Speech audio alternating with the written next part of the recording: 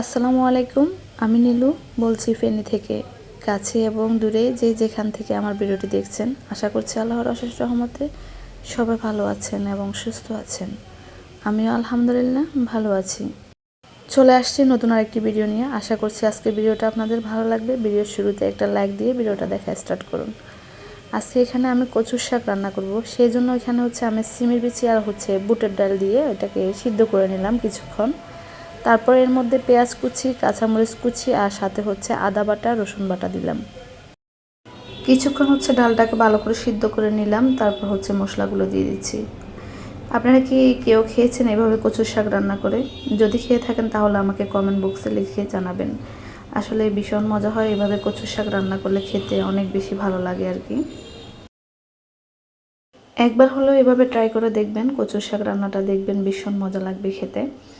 আর মাঝে মধ্যে কচু শাক এমনিতে খেতে ভালো লাগে। তারপর এখানে হলুদ গুঁড়া দিয়ে দিলাম।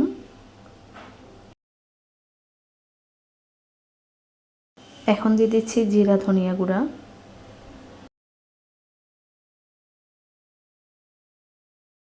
তারপর এখানে দিয়ে দিচ্ছি মরিচ গুঁড়া। স্বাদ মতো সব কিছু দিয়ে দিচ্ছি, পরিমাণ মতো আর কি। এখন দিলাম স্বাদ মতো লবণ দিয়ে এটাকে আমি আরও কিছুক্ষণ জাল করে নেব। এদিকে অন্য চুলায় একটা কড়াইতে তেল দিয়ে দিলাম। তেল দেওয়ার পর এখানে আমি কিছু চিংড়ি মাছ ধুয়ে রেখেছিলাম, তো ওইটা দিয়ে দিচ্ছি তেলের মধ্যে। আর এখানে হাফ টুকরো আমি শীতল শুটকি দিয়ে দিলাম। দিয়ে এটাকে আমি আর একটু লবণ দিয়ে ভালো করে ভেজে নেব। এখানে আর কিছু দেওয়ার প্রয়োজন নেই, এটাকে আমি তেলে একটু ভেজে নেব ভালো করে, লাল লাল করে আর কি। যে ডালটা সিদ্ধ করেছি এই ডালটার মধ্যে আমি চিংড়ি মাছ আর শুটকিটা দিয়ে দিচ্ছি। দিয়ে এখন এর মধ্যে আমি কচুর শাকগুলো দিয়ে দেব।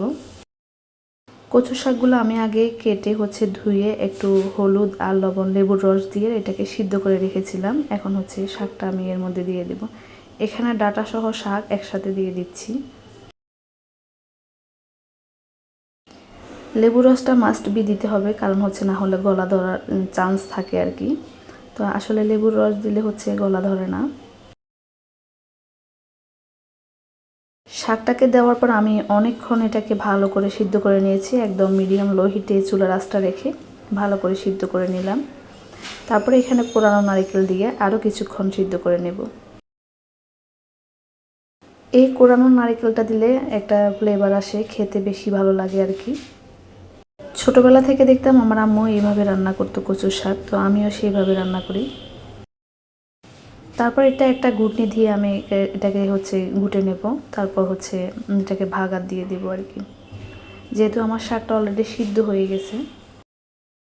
এখানে ভাগারের জন্য আমি কিছু শুকনা মরিচ দিলাম, পেঁয়াজ দিলাম আর রসুন কুচি দিলাম। দিয়ে এটাকে লাল লাল করে ভেজে নেব। নেওয়ার পর বাগার দিয়ে দেব। এই যে রান্নাটা একদম কমপ্লিট হয়ে গেছে, শুধু বাগার দিলে রান্নাটা শেষ। আলহামদুলিল্লাহ অনেক বেশি মজা হয়েছিল খেতে। অবশ্যই আমাকে আপনারা জানাতে বলবেন না আপনাদের কেমন লেগেছে। বিকেলে বাসায় মেহমান আসছিল, তো এখানে নাস্তা রেডি করলাম। তো ভাবি আসছিল আজকে, আপিয়া আর আয়ানের আম্মু। তো ভাবির সাথে গল্প করতেছি, এদিকে নাস্তা বানালাম চাউমিন, ডালপুরি, আরও ফুডিং, এই অল্প স্বল্প কিছু নাস্তা দিলাম আর কি। তো যাই হোক, গল্প খেতে খেতে অনেক কথা বলতেছি। অনেক দিন পর ভাবির সাথে দেখা হলো, ভাবি বাসায় আসলো, অনেক খুশি হলাম। তারপর আমি এদিকে রান্না করছিলাম, ওইদিকে ভাবিও আসছিল। তো কচু শাক রান্না করা দেখে ভাবিকেও দিলাম, যেহেতু এই জিনিসগুলা আসলে মানুষ কমই রান্না করে, তো সেই জন্য ভাবিকেও একটু পাঠালাম আর কি। তো এখানে আমরা অনেক কথা বলতেছি, গল্প করতেছি, গল্প করতে করতে নাস্তাও করে নিচ্ছি। পরে চা খেয়ে ভাবিও চলে গেছে।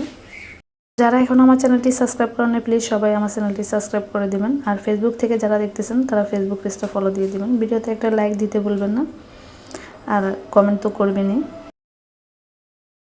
তারপরে এখন আমি এখানে কিছু সিম ফ্রোজন করে রেখে দেব। এখন যেহেতু সিমের সিজন, তো কিছু সিম যদি ডিপ ফ্রিজে ফ্রোজন করে রেখে দিই তাহলে পরবর্তীতে খেতে বেশি ভালো লাগবে।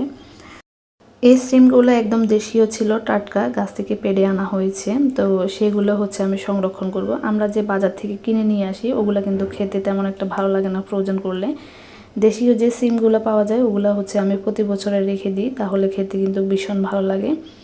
আর এদিকে সিমগুলোকে ধুয়ে আমি পানি জড়িয়ে নিয়েছিলাম অনেকক্ষণ, আর এক্সট্রা যদি পানি থাকে আমি সেগুলো মুছে নিচ্ছি এখন।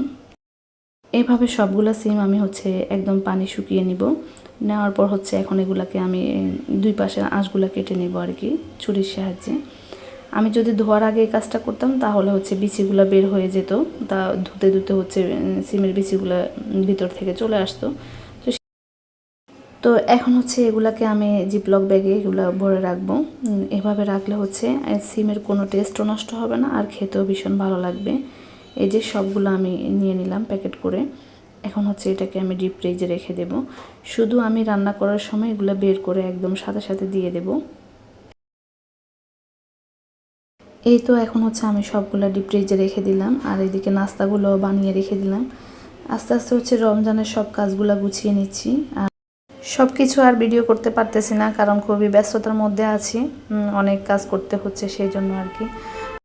আর এদিকে একটা ফুল দেখতে পারতেছেন, তো এটা হচ্ছে কি মনে হয় আপনাদের, এটা হচ্ছে ভ্যালেন্টাইন্স ডে আমার হাজব্যান্ড আমাকে দিয়েছিল আর কি। তো সেটা আপনাদের সাথে একটু শেয়ার করার জন্য আমি ভিডিও করে রাখলাম। তো মাশাল্লাহ খুশি হলাম ফুলটা পেয়ে আর কি। তো সব আপুদের উদ্দেশ্যে বলতেছি, কারা কারা গিফট পেয়েছেন একটু জানাবেন, হাত তুলেন সবাই। বিয়ের পর প্রথম বছর গিফট পেলাম, ফুল পেলাম, তারপরে আর পাওয়া হয় নাই, তো এবছর আবার পেলাম আলহামদুলিল্লাহ। তো আজকে ভিডিওটা এই পর্যন্ত। সবাই ভালো থাকবেন, সুস্থ থাকবেন, আমাদের জন্য দোয়া করবেন। আপনাদের জন্য দোয়া রইল। আল্লাহ হাফেজ, আসসালামু আলাইকুম।